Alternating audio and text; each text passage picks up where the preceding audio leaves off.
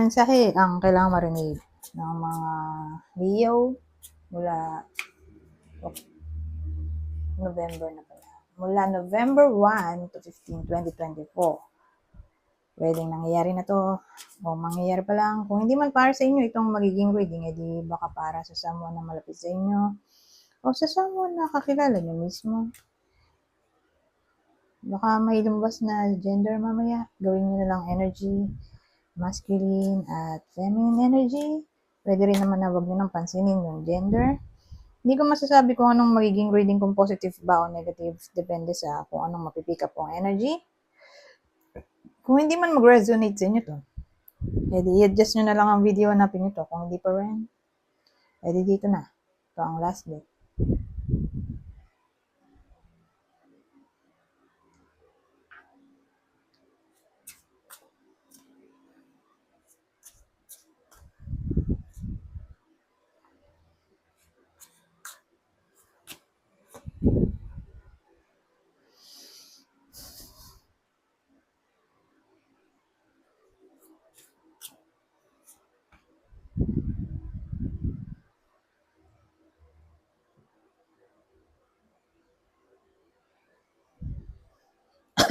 Oh, parehong king pala to. Hindi maganda. So, energy. Gagawin kong energy, pareho yan. Hindi ko yung gagawing tao.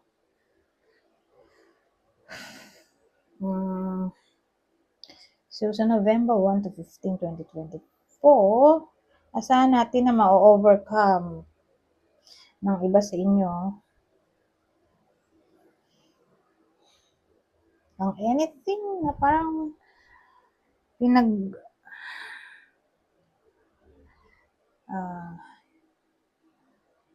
tawag doon, pinag-iisipan o pinagwo-worry. Okay? Ewan ko kung anong cause ng depression. Pero siguro probably nanggaling dito sa Two of Presents. Kawalan siguro ng stability. O hirap sila sa pagiging resilient, flexible.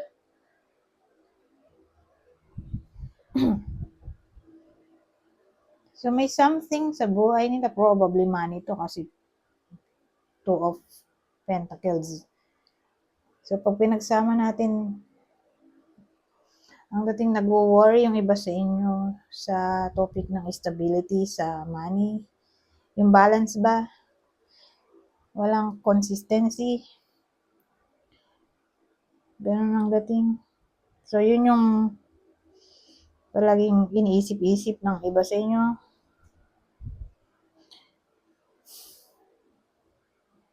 O siguro, masyado siyang busy. So case-to-case basis. Kasi may case din naman na natotoxic yung iba sa inyo. Ang dami nilang iniisip na iba't ibang klaseng deadline. Na parang napapressure sila kung may work. Okay?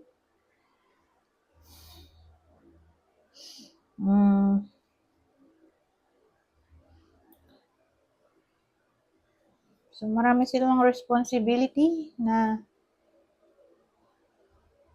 pinagsasabay-sabay nila. Ngayon, sa dami ng iniisip ng tao dito, eto, puno na siya ng depression, anxiety, hindi na siya makatulog, kakaisip. Pero don't worry, maganda nga na nandyan siya sa unahan kaysa dito sa dulo. So kung ano man yung kinaka-worry ng iba sa inyo, dahil nandito yung dalawang king, ibig sabihin, ma-overcome ng iba sa inyo yun. Okay? Whether sa sarili nilang effort, o sarili nyong effort, o sa pamamagitan ng ibang tao. Basta ang mahalaga, masolusyonan yan. Maayos. Okay? So, depende sa inyo. Kasi may ibang tao na gusto nila magsolo. Ayaw nilang nangingilam sa buhay nila. Di kung ganun ang case, di kayo mismo yung magsosolve. Makakaisip ng paraan para makaalis sa problema nyo. Ngayon, may iba naman na open sa tulong ng ibang tao. Edi, kung ganon, may ibang tao nga na makakatulong sa inyo para maayos ang problema. So again, case-to-case basis.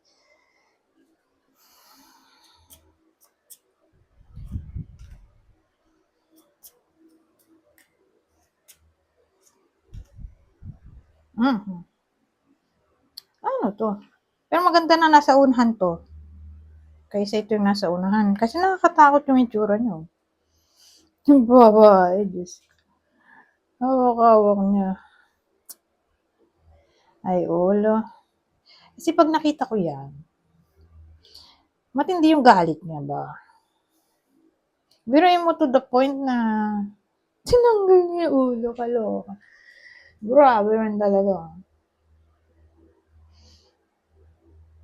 So, siya yung card ng, para sa akin, determination. Ewan ko, yung isip niya, one way lang. Okay? Kumbaga, nandun yung persistence na makuha. Ang gusto niyang makuha. So, doon tayo sa positive way. Kasi ayokong idaan yan sa negative. Okay? Yung reading na yan.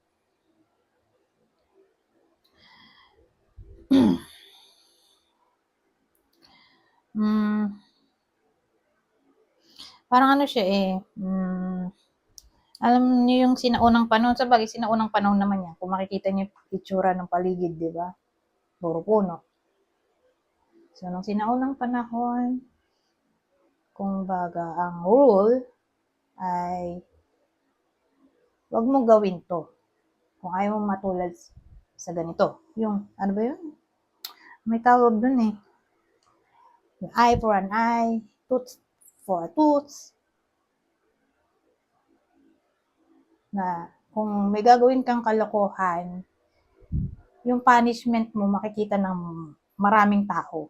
Ganyan. Ganyan yung kahihiyan ba? So, dahil, syempre, nakakatakot yung embarrassment, maraming tao yung nagpo-follow ng rule. Kasi nga, masyadong severe, harsh yung punishment. So, ganyan yung sinisimbolize niyan. Na parang, pag nahuli kitang nagkamali ka o gumawa ka ng kasalanan, etong punishment mo. Sobrang lala ba? Kaloka. So, yan yun, ha? Ngayon, ito yung card ng ano. Kita nyo, yung lalaki, nakaluhod. Ito yung babae, di ba? So, parang humingi siya ng sorry.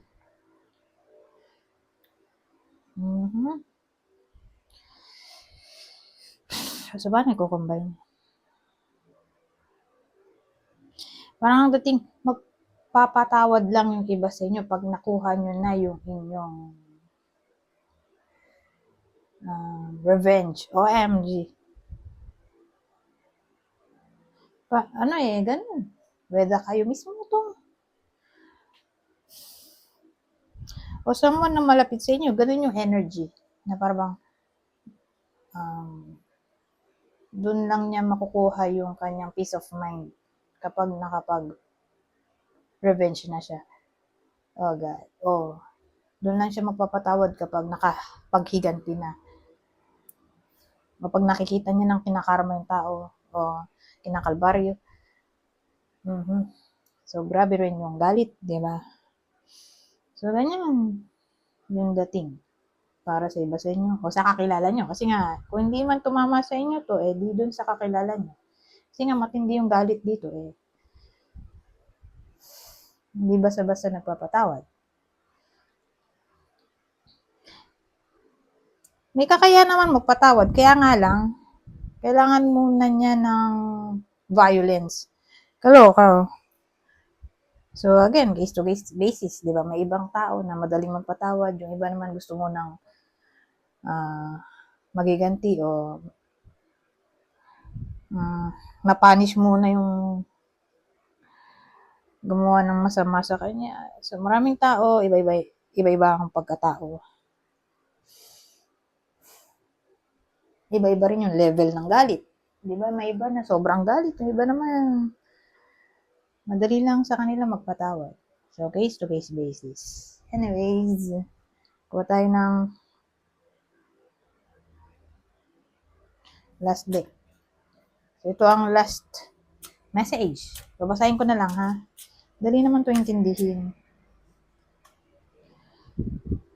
Advice o extra message sa 2 linggo na to. You'll know in the morning. When you wake up, you'll have a better idea about what to do. Relax until then. Grandparent, you have a special bond with a grandparent that can never be broken. Water, drink more water and eat foods with water in them, such as fresh fruits and vegetables. Ilan na to? Creative, draw, paint, think, and act in creative ways.